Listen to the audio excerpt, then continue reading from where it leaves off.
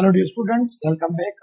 Chapter number 15 जो है new syntax biology class enter का होम्योस्टेसिस, इसके एक्सरसाइज के एमसीक्यू जो दिए हुए हम डिस्कस करते हैं। सबसे पहले फर्स्ट एमसीक्यू दिया हुआ, देखिए क्या कह रहा है। A self regulating process by which biological systems maintain stability. अब इसका मतलब क्या है? सेल्फ रेगुलेटिंग का मतलब है कि बॉडी के अंदर स्टेबिलिटी है कि वो अपनी बॉडी के अंदर जो भी चेंजेस आती हैं उसको सेल्फ रेगुलेट कर सकते हैं, खुद पे खुद को मेंटेन करने की एबिलिटी रखते हैं। तो लिखा है कि क्यों मेंटेन करते हैं, ताकि बायोलॉजिकल सिस्टम जो है वो क्या रहे, स्टेबल रहे। तो उसको स्टेबिलिटी प्रोवाइड करने के लिए लिविंग ऑर्गेनिज्म के अंदर क्या सिस्टम मौजूद होता है, बॉडी के जितनी भी जो चेंजेस आती है बॉडी के अंदर उनको मेंटेन रखना होता है। तो मेंटेन रखने के जो प्रोसेस होता है उसको कहते हैं होम्योस्टेसिस। इसका राइट ऑप्शन जो है वो क्या होगा, ये राइट है, होम्योस्टेसिस। ठीक है जी। A self-regulating process by which biological system maintains stability while adjusting to the changing condition called।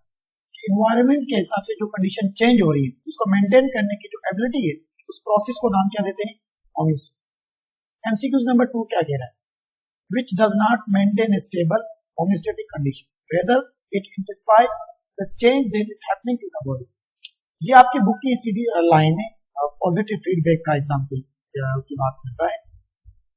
तो बुक के अंदर पॉजिटिव फीडबैक की डेफिनेशन है, इसमें 4 ऑप्शन में कौन सा ऐसा है जो होम्योस्टेटिक कंडीशन की तो बात कर रहा है, लेकिन एज अ फीडबैक में हम उसको कंसीडर बहुत कम करते हैं। तो कह रहा है it intensifies the change that is happening to the body. ये जो चेंज आता है ना बॉडी के अंदर, ये उसको और बढ़ाता है। जैसे फॉर एग्जांपल अगर हम बात करें, कोई चीज हमारी बॉडी में इंक्रीज हो रही है तो पॉजिटिव फीडबैक उसको और इंक्रीज करवाएगा, या कोई चीज बॉडी में डिक्रीज हो रही है तो पॉजिटिव फीडबैक उसको और डिक्रीज करवाएगा। तो मतलब ये क्या है, इसका राइट ऑप्शन कौन सा होगा, पॉजिटिव फीडबैक। नेगेटिव जो है अपोजिट काम करता है, लिख रहा है कि इंटेंसिफाइज द चेंज मींस कि एक ही डायरेक्शन में अगर काम बढ़ रहा है तो उसको और ज्यादा बढ़ाएगा, काम कम हो रहा है तो उसको और कम करेगा।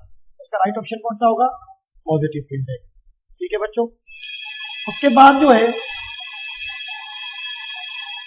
MCQ number 3, fresh water organism also have specialised cell located in their gills and in skin. कह रहा है कि फ्रेश वाटर में जो ऑर्गेनिज्म रहते हैं, खास करके जो एनिमल्स हैं, उनके पास स्पेशल टाइप ऑफ सेल होते हैं उनके गिल्स के अंदर और उनकी स्किन के अंदर।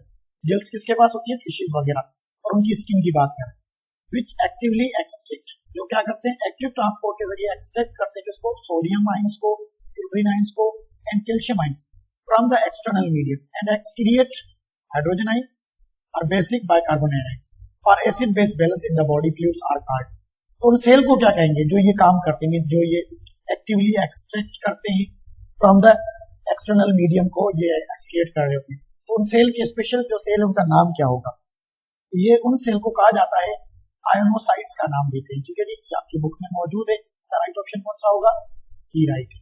ठीक है बच्चों। उसके बाद एमसीक्यू नंबर आ जाए आप 4 की तरफ।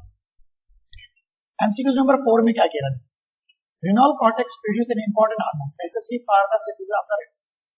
कह रहा है renal cortex क्या है, किडनी का पार्ट है। ठीक है, किडनी का स्ट्रक्चर हमने पढ़ा था, उसमें 2 पार्ट है, renal cortex और दूसरा क्या है, renal medulla।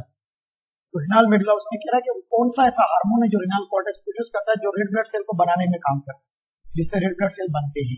उस हार्मोन से क्या करता है, synthesise of red blood cell. उसका राइट ऑप्शन क्या होगा, ए, एरिथ्रोपोइटिन। ये काम करवाता है, प्रोडक्शन करवाता है। ठीक है, रेड ब्लड सेल हार्मोन। इसका राइट है। MCQ number 5। एमसीक्यू नंबर 5 में कह रहा है ग्लोमेरुलस स्पेशलाइज्ड सेल। ग्लोमेरुलस आपने पढ़ा था ना, जो नेफ्रॉन के अंदर स्ट्रक्चर था। ग्लोमेरुलस है specialised cell that are wrapped around blood capillaries that play an active role in preventing plasma protein from the action they usually infiltrate card।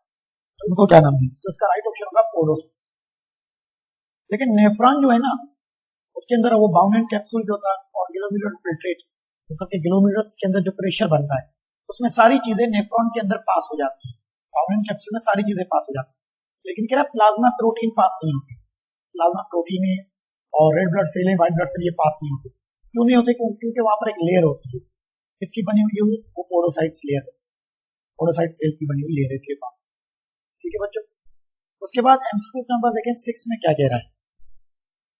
MCQ number 6 में कह रहा है tubule secrete ion such as hydrogen. कौन सी tubules है जो secrete करती है hydrogen ion, potassium and ammonia into the filtrate, मतलब कि ब्लड से फिल्ट्रेट में आता है. While reobserving the bicarbonate from the filtrate are cut. तो कहाँ से होगा, इसको क्या कहेंगे हम?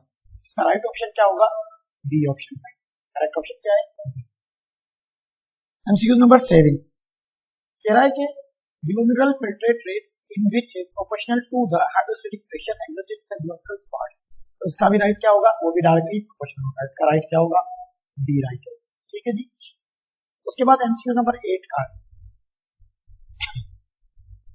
एमसीक्यू नंबर 8 में बच्चों क्या कह रहा था कि another compound that increase the osmotic gradient in the inner medulla is the. क्या करता है कि osmotic gradient सोल्यूट की कंसंट्रेशन को बढ़ाने के लिए, osmotic gradient को इंक्रीज करने के लिए इनर मेडुला में कौन काम करता है? तो उसमें काम करता है यूरिया. कौन काम करता है? यूरिया. तो इसका राइट क्या होगा? ए राइट होगा. MCQ number 9.